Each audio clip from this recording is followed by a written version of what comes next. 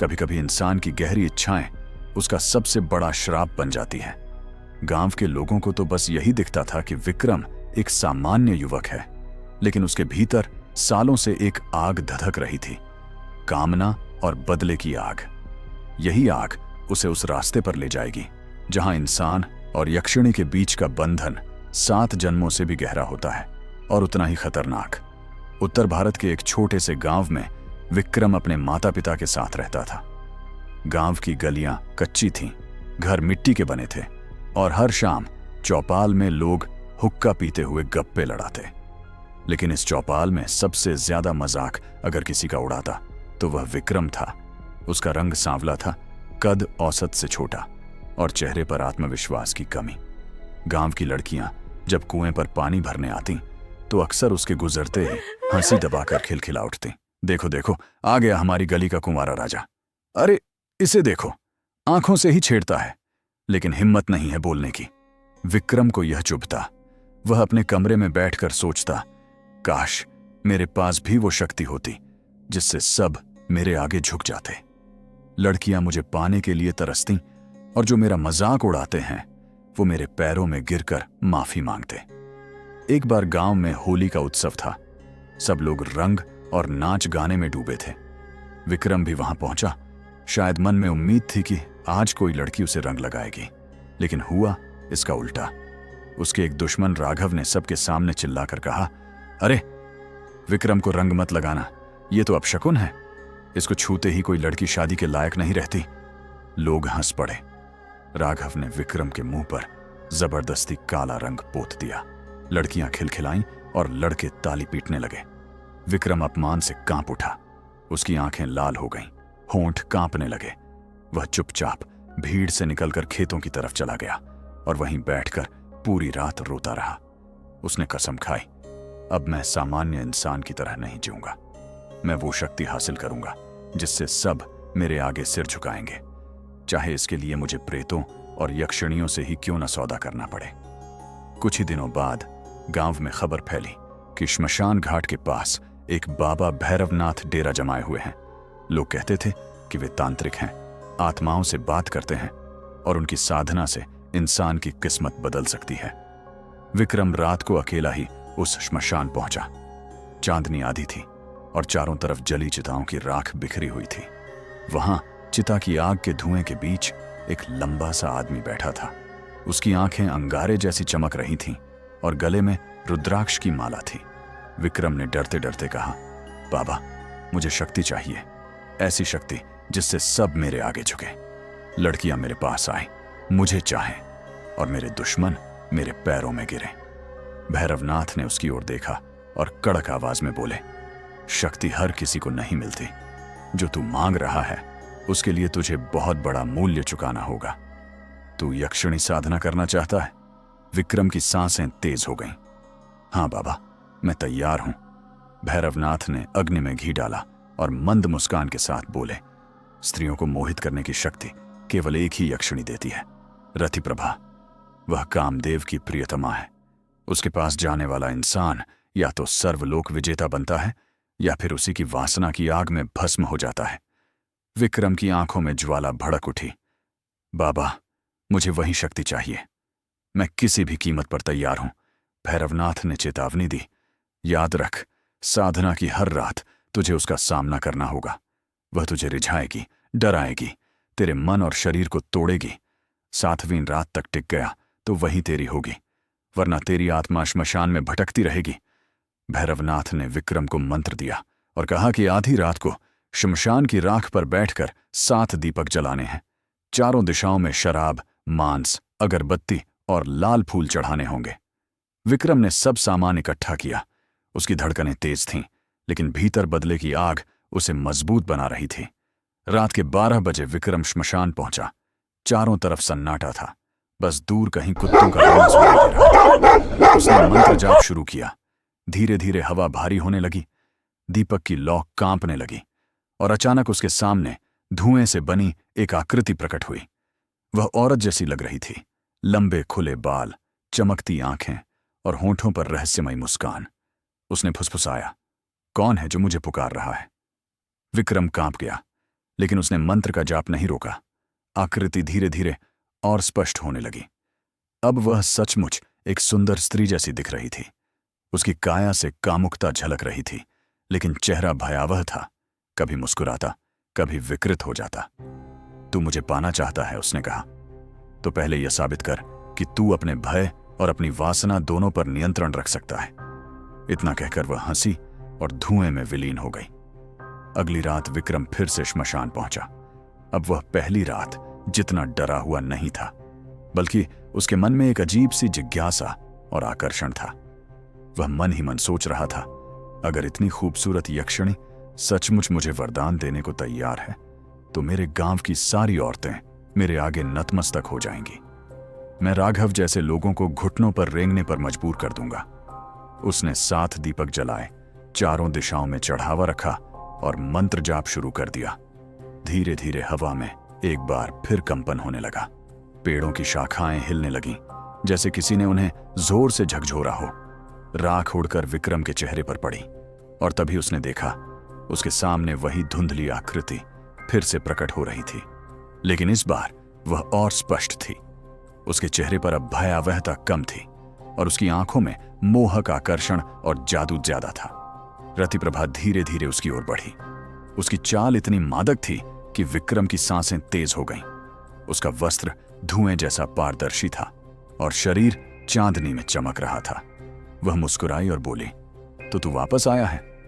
मत भूल, हर रात तुझे और कठिन लगेगी। क्या तू मेरे साथ आलिंगनों तक टिक पाएगा? विक्रम ने कांपते होंठों से कहा, हां, मैं टिकूंगा। मुझे तेरी शक्ति चाहिए। रतिप्रभा ने उसकी आंखों में झांकते हुए कहा, शक्ति इतनी आसानी से नहीं मिलती। मानव, तुझे अपनी वासना पर काबू रखना होगा।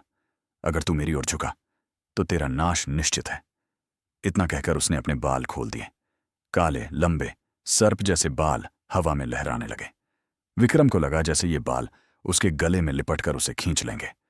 उसका शरीर पसीने से भीग गया, लेकिन उसने मंत्र जाप जारी रखा। अचानक रतिप्रभा ने विक्रम के पास आकर उसके कान में फुसफुसाया, तेरे भीतर की आग मुझे दिख रही है। तू औरतों को पाना चाहता है, लेकिन क्या तू सच में मुझे झेल पाएगा?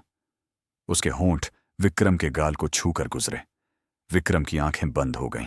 उसका शरीर बेकाबू होने लगा, लेकिन तभी उसे भैरवनाथ की चेतावनी याद आई, वासना के वश में मत होना, वरना तेरी आत्मा उसी की दासी बन जाएगी। विक्रम ने अपने नाखून से खुद के हाथ पर चोट मारी ताकि ध्यान टूटे नहीं। उसने मंत्र तेज आवाज में दोहराया। रतिप्रभा ने अचानक उसका चेहरा पकड़ लिया और आंखों में झांक कर बोली, अच्छा, तुझे इतनी जल्दी हारना नहीं है? तो सुन, आज से तू तेरे सपनों में भी मुझे देखेगा। तेरी नींद में मैं तुझे पुकारूंगी, तुझे बहकाऊंगी। अगर तू एक भी बार मेरे सामने झुक गया तो 7वीं रात से पहले ही तेरा अंत हो जाएगा। इतना कहकर वह फिर धुएं में बदल गई और गायब हो गई। उस रात विक्रम घर लौटा तो उसका शरीर थका हुआ था, लेकिन सबसे अजीब यह हुआ कि जैसे ही उसने आंखें बंद कीं, वह खुद को फिर से उसी श्मशान में खड़ा देख रहा था। उसके सामने रतिप्रभा मुस्कुरा रही थी, सोते हुए भी। मैं तुझ पर हावी हूं विक्रम, अब तू मुझे चाहकर भी नजरअंदाज नहीं कर पाएगा। सपने में रतिप्रभा ने उसे अपने आलिंगन में बांधने की कोशिश की।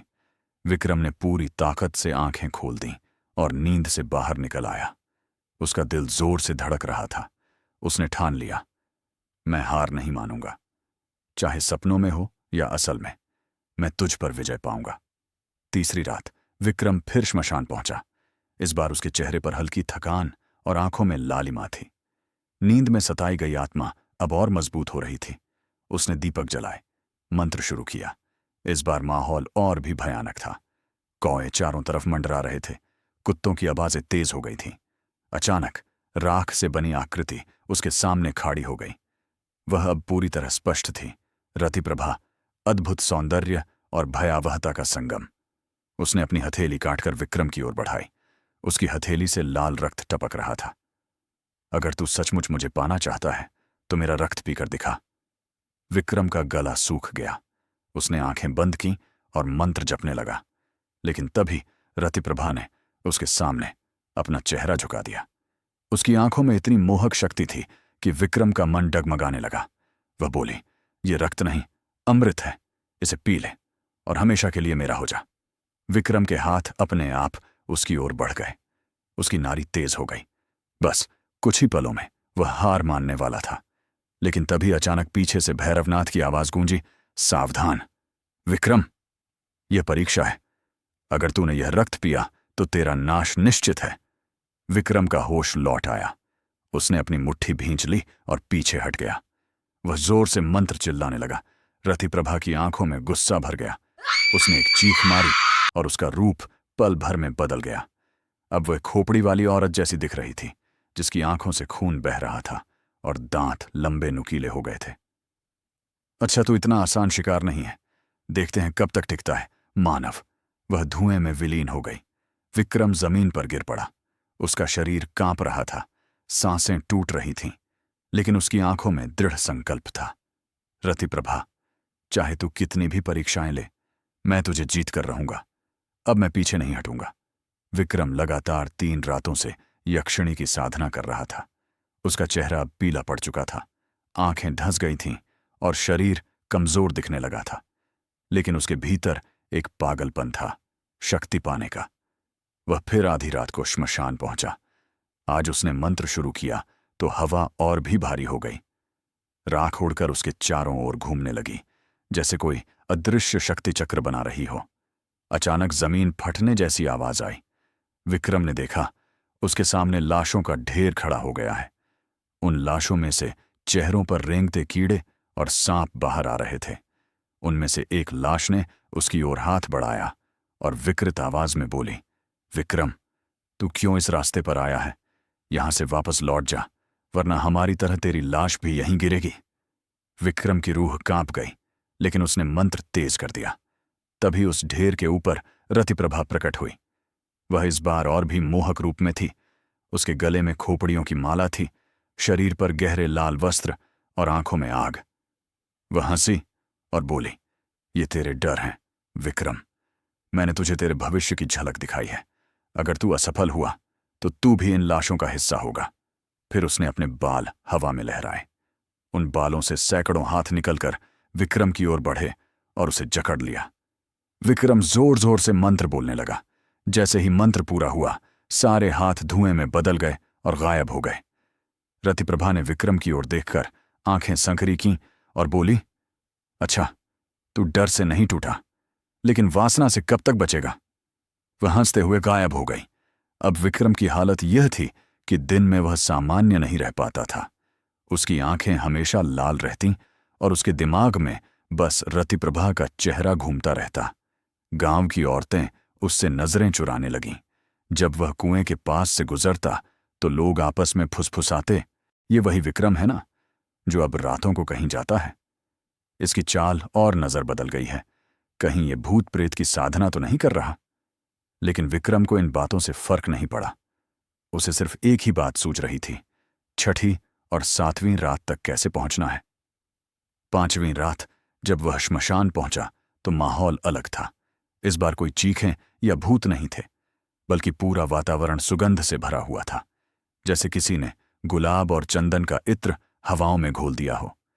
रतिप्रभा इस बार ऐसे प्रकट हुई जैसे कोई स्वर्ग की अप्सरा हो। उसका चेहरा चमक रहा था, उसके गहनों से प्रकाश फैल रहा था और उसकी चाल इतनी सम्मोहक थी कि विक्रम की सांसें थम गईं। वह मुस्कुराई और बोली, मानव, तूने अब तक डर पर काबू पाया है, लेकिन अब असली परीक्षा शुरू होती है। तुझे अपनी वासना पर जीत पानी होगी। क्या तू मुझे देखकर खुद को रोक पाएगा? रतिप्रभा धीरे धीरे विक्रम के पास आई और उसके गले में बाहें डाल दी। उसका शरीर अग्नि जैसा तप रहा था, लेकिन वह स्पर्श इतना मोहक था कि विक्रम की आत्मा कांप उठी। उसने उसके कान में कहा, बस एक बार तू मुझे अपना ले और तुझे वो शक्ति मिलेगी जिसकी कल्पना भी तू नहीं कर सकता। विक्रम के होंठ कांप रहे थे। उसका दिल चाह रहा था कि वह उसे गले लगा ले, लेकिन उसी समय उसे याद आया, 7वीं रात तक टिकना होगा, वरना सब खत्म। उसने अपनी आंखें बंद कीं और पूरी ताकत से मंत्र का जाप शुरू कर दिया। रतिप्रभा का चेहरा गुस्से से लाल हो गया। उसने अपने नाखून से विक्रम की छाती पर खरोंच मारी। खून बह निकला, लेकिन विक्रम ने मंत्र नहीं रोका। वह चीखी, ठीक है विक्रम, तूने आज वासना से बच लिया, लेकिन तेरे भीतर की आग मैं बुझने नहीं दूंगी। छठी रात तेरा असली इम्तिहान होगा। और वह अचानक गायब हो गई। 5वीं रात के बाद विक्रम की हालत और खराब हो गई। उसके शरीर पर खरोंच के निशान थे और आंखें और भी लाल हो गई थीं। गांव के लोग अब उससे डरने लगे थे। राघव और उसके साथी जब उसे देखते तो सीटी बजाकर चिढ़ाने के बजाय चुपचाप रास्ता बदल लेते। विक्रम की नजरें इतनी भयावह हो चुकी थीं कि कोई उसकी आंखों में देखने की हिम्मत नहीं करता। कुछ औरतें तो यह कहने लगीं, विक्रम पर कोई चुड़ैल का साया है। देखो तो, रात रात भर बाहर रहता है और सुबह घर लौटता है जैसे किसी और दुनिया से आया हो। छठी रात विक्रम पहले से भी ज्यादा तनाव में श्मशान पहुंचा। वह जानता था कि यह अंतिम परीक्षा से पहले की रात है। अगर आज वह टूट गया तो 7वीं रात तक पहुंचने का सवाल ही नहीं उठेगा। उसने दीपक जलाए और मंत्र शुरू किया। अचानक श्मशान में तूफान जैसा माहौल बन गया। हवा इतनी तेज चली कि दीपक एक एक करके बुझ गए। फिर रतिप्रभा प्रकट हुई, लेकिन इस बार उसका रूप न अप्सरा जैसा था और न ही भयावह। वह दोनों का मिश्रण थी। आधा चेहरा सुंदर, आधा खोपड़ी, आधा शरीर गहनों से सजा हुआ, आधा हड्डियों से ढका हुआ। वह विक्रम के सामने आई और बोली, मानव, तू अब तक पहुंच गया है, लेकिन अब तुझे अपने मन के सबसे बड़े डर और सबसे बड़ी चाह से गुजरना होगा। मैं तेरे भीतर उतरूंगी और तू देखेगा कि तेरे दिल में असल में क्या छिपा है। अचानक विक्रम की आंखों के सामने दृश्य बदल गया। उसे लगा जैसे वह गांव की सबसे सुंदर लड़की सीमा के सामने खड़ा है। सीमा वही थी जो हमेशा उसका मजाक उड़ाती थी। अब वह मुस्कुराकर विक्रम को गले लगा रही थी और कह रही थी, विक्रम, मैं तुझे चाहती हूं। बस एक कदम और आगे बढ़ और मुझे अपना ले। विक्रम का दिल जोर जोर से धड़कने लगा। उसने हाथ बढ़ाया, लेकिन तभी उसे लगा जैसे कोई आवाज कान में कह रही है, यह भ्रम है। अगर तूने इसे सच मान लिया तो सब खत्म। उसने तुरंत आंखें बंद कर लीं और पूरी ताकत से मंत्र का जाप करने लगा। आंखें खोलते ही उसने देखा कि सीमा गायब थी और वहां फिर रतिप्रभा खड़ी थी, हंस रही थी। वह बोली, अच्छा, तूने मेरे मोहजाल को तोड़ दिया, लेकिन याद रख, 7वीं रात ही तेरी किस्मत का फैसला करेगी। या तो तू मेरा होगा या तेरी आत्मा मेरी कैदी होगी। इतना कहकर वह तूफान की तरह विलीन हो गई। विक्रम जमीन पर गिर पड़ा। उसका शरीर अब और नहीं सह पा रहा था, लेकिन उसके चेहरे पर अजीब सी चमक थी। उसे महसूस हुआ कि वह अब इंसान से ऊपर उठ रहा है। उसने खुद से कहा, 7वीं रात सब कुछ तय करेगी। या तो मैं शक्ति का मालिक बनूंगा या मेरी आत्मा श्मशान में सड़ जाएगी। रात का समय आसमान में चांद पूरी तरह काला पड़ चुका था। गांव के कुत्ते लगातार भौंक रहे थे, मानो किसी अज्ञात भय को महसूस कर रहे हों। श्मशान में हवा नहीं, बल्कि मानो मृत आत्माओं की सांसें बह रही हों। विक्रम के कदम कांप रहे थे, लेकिन उसकी आंखों में पागलपन चमक रहा था। उसके शरीर पर पिछले 6 दिनों की साधना के घाव थे, खून से सना हुआ सीना, लाल आंखें और कांपते होंठ। लेकिन वह अब सिर्फ एक ही बात सोच रहा था, आज या तो मैं जीतूंगा या हमेशा के लिए मिट जाऊंगा। उसने 7 दीपक जलाए। चारों दिशाओं में शराब, मांस, रक्त और लाल फूल अर्पित किए। मंत्र गूंज उठा। अचानक पूरा श्मशान कांप उठा। जमीन से लपटें उठने लगीं। चिताओं की राख हवा में उड़कर आकाश तक पहुंच गई। कौए अंधकार में चीखते हुए उड़ गए और फिर रतिप्रभा प्रकट हुई। लेकिन इस बार उसका रूप पहले जैसा नहीं था। न वह केवल मोहक थी, न केवल भयावह। वह अब दोनों का संगम थी, आधी अप्सरा, आधी भयानक प्रेतनी। उसके चारों ओर आग और धुआं लहरा रहे थे। वह विक्रम के पास आई और गूंजती आवाज में बोली, 6 रातों तक तूने टिके रहकर मेरे मोह, मेरे भय और मेरे छल को हराया है, लेकिन 7वीं रात अलग है। अब फैसला होगा, तू मेरा होगा या श्मशान की राख में बदल जाएगा। वह अचानक विक्रम के चारों ओर घूमी। उसके बाल हवा में फैलकर विक्रम को बांधने लगे। उसका शरीर आग जैसा तप रहा था। उसकी आंखों से बिजली जैसी चमक निकल रही थी। मानव, बस एक कदम, एक आलिंगन और तू अमर शक्ति का स्वामी हो जाएगा। विक्रम की सांसें रुक गईं। उसके भीतर प्यास और भय दोनों जल रहे थे। उसका शरीर कांप रहा था, होंठ बेकाबू होकर हिल रहे थे। लेकिन तभी श्मशान की राख से भैरवनाथ की आवाज गूंजी, याद रख विक्रम, अगर तूने उसकी वासना के आगे घुटने टेके तो तेरा नाश निश्चित है। तेरी आत्मा 7 जन्मों तक इस श्मशान की राख में तड़पेगी। रतिप्रभा विक्रम के गले में बाहें डालते हुए फुसफुसाई, मुझे स्वीकार कर और शक्ति अभी इसी क्षण पाले। विक्रम का दिल धड़क रहा था, उसकी आंखें बंद हो गईं। उसके होंठ रतिप्रभा के होंठों के बेहद करीब आ गए। लेकिन अचानक उसने पूरी ताकत से चिल्लाया। मंत्र इतना प्रचंड था कि पूरा श्मशान गूंज उठा। आग की लपटें आसमान तक पहुंच गईं। रतिप्रभा की चीख फट पड़ी। उसका मोहक रूप भस्म होने लगा। चेहरा विकृत हो गया और फिर सामान्य। उसने अंतिम बार विक्रम की ओर देखा और बोली, वाह मानव, तूने मुझको जीत लिया है। अब तुझको काम की शक्ति दूंगी, लेकिन याद रखना, केवल किसी स्त्री को लभा सकते हो, प्यार से कुछ भी कर सकते हो। अगर किसी औरत के साथ शक्ति का उपयोग करके उसके साथ संभोग किया तो ये शक्ति तेरा ही सर्वनाश कर देगी। इतना कहकर यक्षिणी गायब हो गई। विक्रम गांव लौटा तो उसकी चाल में अब नई महिमा थी। लोग देखते तो थे, पर किसी की हिम्मत उसके सामने टिकती नहीं थी। उसकी आंखों में कोई पुराना इंसान नहीं रहा था, वहां अब कोई ठंडी अग्नि सी चमक थी। यक्षिणी ने उसे जाते हुए एक बार और चेताया था। उसकी आवाज अभी भी कानों में गूंजती थी, मेरी शक्ति से तुम प्रेम जला सकते हो, चाह बना सकते हो, पर किसी मासूम का जीवन मत बिगाड़ना। किसी की इज्जत, किसी की मासूमियत पर इसका उपयोग किया तो परिणाम तुम सह नहीं पाओगे। विक्रम के भीतर वह चेतावनी क्षण भर के लिए चमकी, फिर बुझ सी गई। शक्ति का व्यभिचार, छोटे छोटे अधिकार बदलते खेल उसके लिए अब वर्जित नहीं था, वे केवल वरदान की नई कसौटी थे। उसने गांव में अपनी नई मौजूदगी का प्रयोग एक नाजुक रिश्ते को पिघलाने में किया, बहकाने, भरोसा जीतने और उस भरोसे का दुरुपयोग करने जैसा कुछ।